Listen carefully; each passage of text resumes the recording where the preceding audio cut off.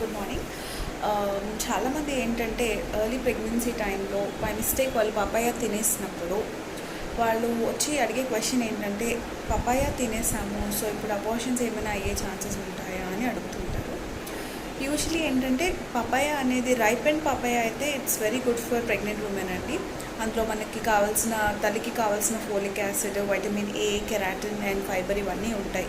అది బేబీ గ్రోత్కి and also mother గ్రోత్కి కూడా మంచిది. కానీ పచ్చి పపాయ అంటే బయట పచ్చగా ఉండి లోపల తెల్లగా ఉండే పపాయ తిన్నట్లయితే కొన్నిసార్లు ఏంటంటే దాంట్లో పెపైన్ అనే ఒక ఎంజైమ్ ఉంటుంది. ఆ ఎంజైమ్ వల్ల యూట్రైన్ కాంట్రాక్షన్స్ అయ్యి ఎర్లీ ప్రెగ్నెన్సీలో అబార్షన్ అయ్యే ఛాన్సెస్ ఉంటాయి. బట్ అది కూడా కన్ఫర్మ్గా అవుతుందని మనం చెప్పలేము. ఎందుకంటే మనం తీసుకునే మోతాదు చాలా తక్కువ కాబట్టి అలా పపాయ వల్ల అబార్షన్స్ అవ్వడం అనేది చాలా రేర్గా జరుగుతుంది.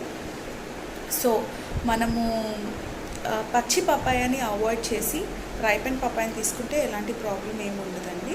అండ్ ఈ పపాయ కూడా ఎంతవరకు అబార్షన్స్ కాజ్ చేస్తుంది, పచ్చి పపాయ ఎంతవరకు అబార్షన్స్ కాజ్ చేస్తుంది అనేది ఇంకా రీసెర్చ్లోనే ఉంది. సో నథింగ్ టు వరీ, మీరు రైపెన్ పపాయ హ్యాపీగా తీసుకోవచ్చండి.